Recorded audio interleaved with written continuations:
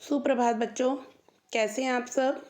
आशा करती हूँ आप सभी अपने घर में स्वस्थ और सुरक्षित होंगे और अपनी पढ़ाई सुचारू रूप से कर रहे होंगे। आपकी अर्धवार्षिक परीक्षाएं अब समाप्त हो चुकी हैं। अब हमें सामयिक परीक्षा 2 PT2 की तैयारी करनी है और हमने पिछले प्रकरण में क्षितिज पाठ्य पुस्तक के गद्य खंड के पाठ 6 प्रेमचंद के फटे जूते के विषय में पढ़ा था और समझा था, और मैंने उसी पाठ के आपको बहुविकल्पीय और लघु उत्तरीय प्रश्न 2 PDF के माध्यम से आपके व्हाट्सएप ग्रुप में, स्कूल का जो ग्रुप है उसमें आपको पोस्ट किए थे और आपने वो काम सभी अच्छे से अपनी कॉपी में कर लिया होगा। आज हम क्षितिज के पद्य खंड के पाठ 17 बच्चे काम पर जा रहे हैं को पढ़ेंगे और समझेंगे। आप लोग जब भी अपनी वीडियो देखने के लिए बैठेंगे, समझने के लिए बैठेंगे, तब आप लोग अपनी पुस्तक लेकर अगर बैठेंगे तो आप अच्छी तरह से समझ पाएंगे। ये चित्र छोटे छोटे बच्चों का है जो आपको गांव में पानी भरने जा रहे हैं दिख रहा है। ये छोटे छोटे बच्चे काम पर क्यों जा रहे हैं, ऐसा ही कुछ प्रश्न इस पाठ के कवि जो राजेश जोशी जी हैं उनके मस्तिष्क में घूम रहा है और वो इस बुराई को, इस चीज़ को दूर करने के उपाय सोच रहे हैं। इस पाठ के कवि हैं राजेश जोशी। राजेश जोशी का जन्म सन 1946 में मध्य प्रदेश के नरसिंहगढ़ जिले में हुआ। उन्होंने शिक्षा पूरी करने के बाद पत्रकारिता शुरू की और कुछ सालों तक अध्यापन किया। राजेश जोशी ने कविताओं के अलावा कहानियाँ, नाटक, लेख और टिप्पणियाँ भी लिखीं।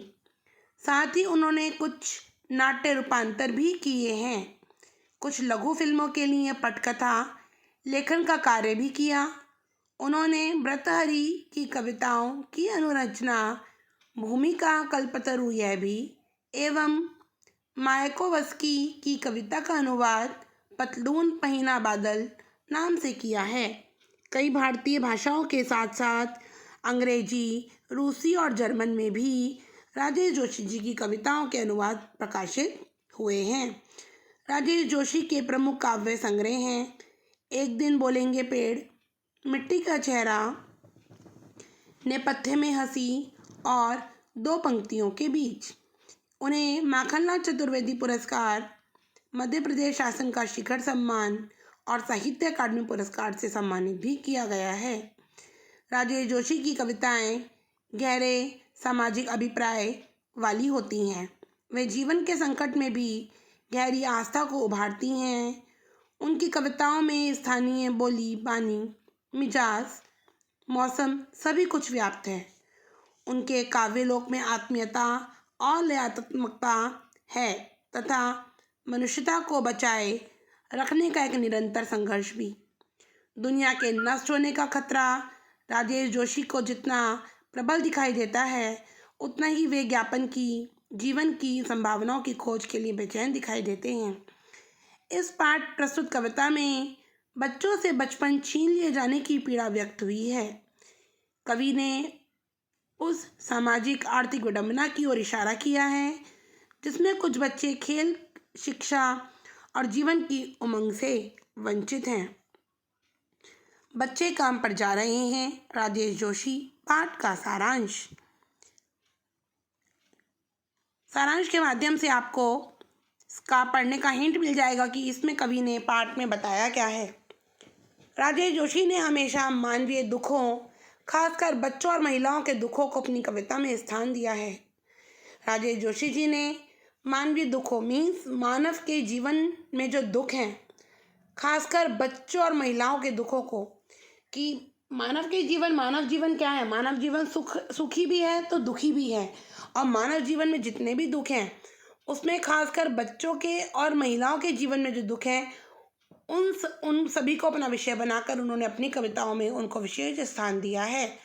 प्रस्तुत कविता में भी कवि इस बात से दुखी हैं कि बहुत सारे बच्चे ऐसे होते हैं जिन्हें अपना पेट भरने के लिए बचपन से ही काम पर जाना पड़ता है। उन्हें पढ़ने और खेलने का मौका नहीं मिलता। इस तरह उनसे उनका बचपन छीन लिया जाता है। इसलिए प्रस्तुत कविता में कवि यह प्रश्न पूछ रहा है कि आखिर बच्चे काम पर जा क्यों रहे हैं। उनके अनुसार ये बहुत ही भयानक है। छोटे छोटे बच्चे सुबह सुबह स्कूल जाने के बजाय वह काम पर जा रहे हैं। कवि के कहने का आशय यह है कि छोटे बच्चों की उम्र खेलने कूदने स्कूल जाने मौज मस्ती करने की होती है, और आखिर ऐसी कौन सी बातें उनके मन को ये बात परेशान कर रही है कि वो खेलने कूदने स्कूल पढ़ने लिखने के बजाय वो छोटे छोटे बच्चे काम पर क्यों जा रहे हैं, जो वाकई ही हमारे समाज में बहुत ही भयानक स्थिति बन चुकी है। लेखक कवि को ऐसा लग रहा है कि सारे खिलौने सारी किताबें खेलने की जगह सब खत्म हो गई हैं और इसलिए बच्चे काम पर जा रहे हैं। लेकिन ऐसा नहीं है, क्योंकि सब कुछ मौजूद है। इसलिए कवि और भी अधिक परेशान है। कवि ये कहना चाह रहे हैं कि पहले तो ये स्थिति बहुत भयानक है कि जिन बच्चों की उम्र खेलने कूदने सोने पढ़ने लिखने की है वो काम पर क्यों जा रहे हैं, और दूसरी तरफ क्या उनके सारे खिलौने सारी किताबें खेलने की जगह खत्म हो गई है, क्या जगह ही नहीं बची है कहीं भी, इसलिए बच्चे काम पर जा रहे हैं। लेकिन ऐसा तो कुछ भी नहीं है, सब कुछ वहाँ मौजूद है। यही बात कवि को बहुत परेशान अंदर तक उनको तोड़ देती है। अपनी इस कविता में कवि ने बाल मजदूरी पर अपना क्रोध व्यक्त किया है। उनके अनुसार यह बहुत ही गलत बात है और सरकार तथा समाज को इस बात पर ध्यान ज़रूर देना चाहिए। उनको इस बात को नज़रअंदाज नहीं करना चाहिए। पहले मैं पाठ का आदर्श पाठ करूँगी और फिर मैं आपको कविता समझाऊंगी। कोहरे से ढकी सड़क पर बच्चे काम पर जा रहे हैं। सुबह सुबह बच्चे काम पर जा रहे हैं। हमारे सपने की सबसे भयानक पंक्ति है ये। भयानक है इसे विवरण की तरह लिखा जाना चाहिए, इसे सवाल की तरह। काम पर क्यों जा रहे हैं बच्चे? क्या अंतरिक्ष में गिर गई हैं सारी गेंदें? क्या दीमकों ने खा लिया है सारी रंग बिरंगी किताबों को? क्या काले पहाड़ के नीचे दब गए हैं सारे खिलौने? क्या किसी भूकंप में ढह गई हैं सारे मदरसों की इमारतें? क्या सारे मैदान सारे बगीचे और घरों के आंगन खत्म हो गए हैं एकाएक? तो फिर बचा ही क्या है? इस दुनिया में कितना भयानक होता अगर ऐसा होता। भयानक है, लेकिन इससे भी ज़्यादा ये कि हैं सारी चीज़ें हस्त बमामूल, पर दुनिया की हज़ारों सड़कों से गुजरते हुए बच्चे, बहुत छोटे छोटे बच्चे काम पर जा रहे हैं। अब आप लोग ध्यान से कविता की एक एक पंक्ति को अर्थ के माध्यम से समझेंगे। कवि ने हमें इस कविता के माध्यम से बताया, मैंने आपको बताया भी सारांश के माध्यम से, कि कवि ने बाल मजदूरी क्या है? बाल मजदूरी जो छोटे छोटे बच्चे पढ़ने लिखने की बजाय वो बच्चे काम पर जाते हैं, जिसे हम इंग्लिश में चाइल्ड लेबर भी कहते हैं। तो ऐसा हमारे समाज में जो ये समस्या दिन पर दिन बढ़ती जा रही है, इस समस्या की तरफ कवि ने अपना ध्यान आकर्षित किया है और उसने मानवीय दुखों, खासकर कि महिला और बच्चों के दुखों की तरफ ध्यान देकर उसने अपने काव्य को इसमें स्थान दिया है। कि कह रहा है कवि, कोहरे से ढकी सड़क, कि ठंड का मौसम है और ठंड के समय में सब लोग अपने अपने घरों में रहते हैं, कोई भी घर से बाहर निकलना जल्दी से पसंद नहीं करता।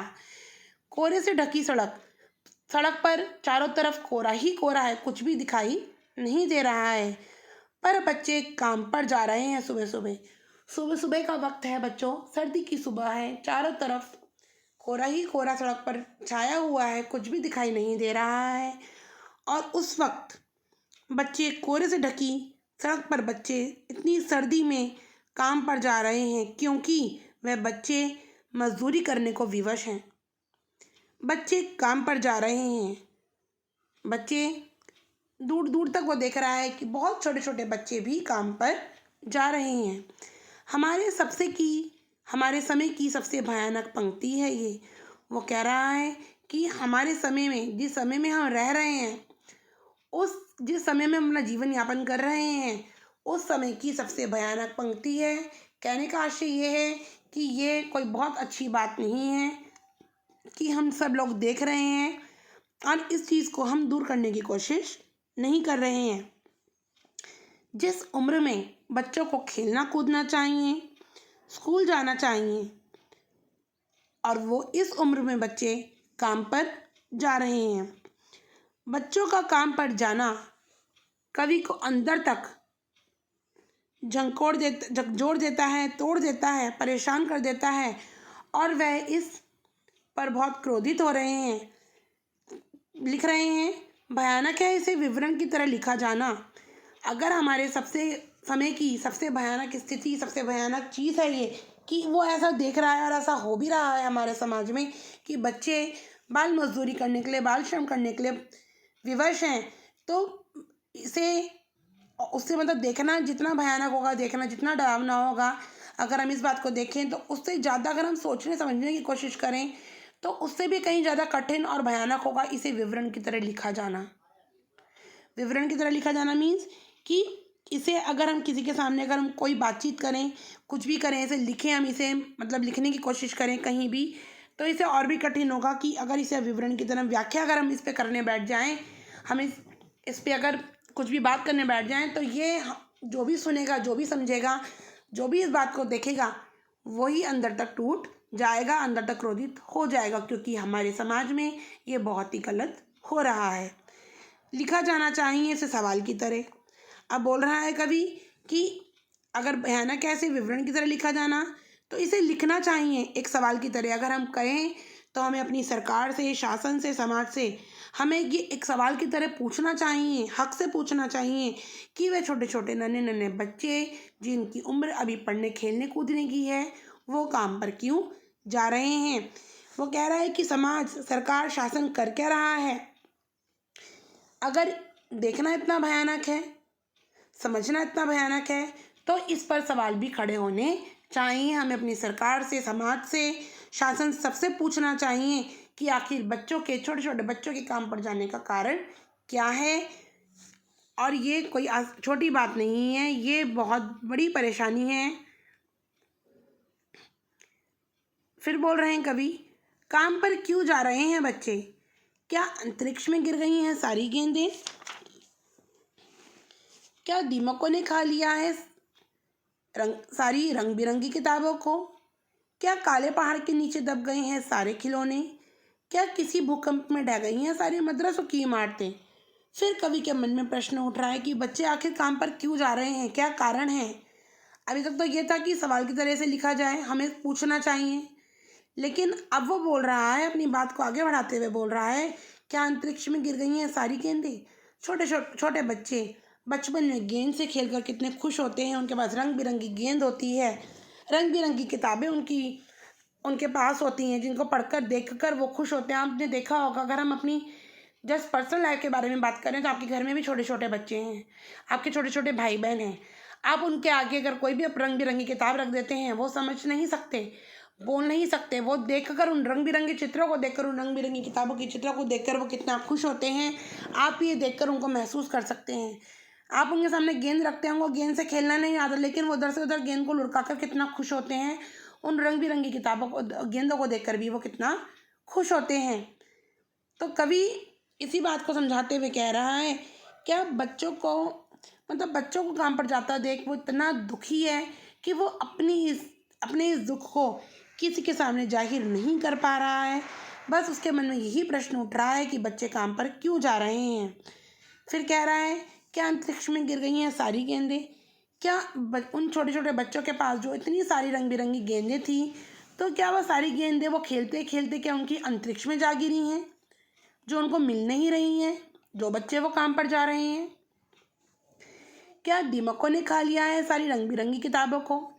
फिर कह रहा है, क्या उनके पास जो रंग बिरंगी किताबें थीं, क्या उनको दीमक ने खा लिया है कि उन किताबों में दीमक का जो कीड़ा होता है वो लग गया है, जो किताबें पढ़ नहीं रहे हैं, पढ़ नहीं पा रहे हैं, वो अपनी किताबों को हाथ में लेकर नहीं बैठ पा रहे हैं, जो वो छोटे छोटे बच्चे काम पर जा रहे हैं। क्या काले पहाड़ के नीचे दब गए हैं सारे खिलौने? अब छोटे बच्चे हैं, घर पर रंग बिरंगे खिलौने उनके पास खूब सारे होते हैं, उनके माता पिता उनको ला कर देते हैं। तो वो कह रहा है कि ये बच्चे काम पर जा रहे हैं, तो क्या मतलब, कहने का मतलब ये है कि क्या काले पहाड़ के नीचे क्या उनके सारे खिलौने दब गए हैं? मीन्स उनके खिलौने क्या खो गए हैं, जो छोटे छोटे बच्चे काम पर जा रहे हैं।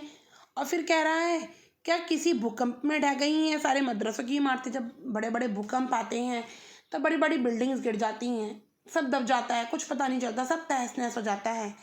उसी का उदाहरण, वो भूकंप का उदाहरण लेते हुए वो यहाँ कह रहा है बच्चों के माध्यम से कि क्या सारे मदरसों की इमारतें, मदरसे मीन्स विद्यालय, उर्दू स्कूल होता है, मदरसे बोलते हैं उर्दू, जहाँ उर्दू पढ़ाई जाती है मदरसों में, और पाठशाला जिन्हें बोला जाता था। अब आजकल विद्यालय में स्कूल बोलने लग गए हैं, अभी भी मदरसे कहीं ना कहीं तो ज़रूर होंगे।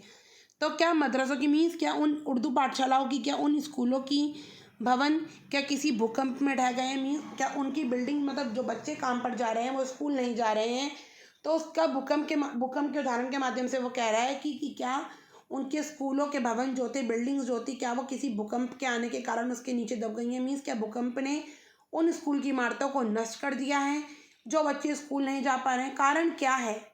कवि इस कारण को जानने के लिए बहुत उत्सुक है और वो इस दुख को सहन नहीं कर पा रहा है, और दुख को अपने मन में रखकर वो अंदर ही अंदर क्रोधित हो रहा है, वो अंदर ही अंदर टूट रहा है। बाकी का शेष भाग हम अगले प्रकरण में पढ़ेंगे। आपको इतना समझ में आया होगा और आप अपनी किताब से पढ़ने की कोशिश करेंगे, अच्छे से 2-3 बार पढ़ेंगे, आपको अच्छी तरह समझ में आएगा। और अगर आपको कोई भी परेशानी होती है आप हमसे पूछ सकते हैं। सायरा।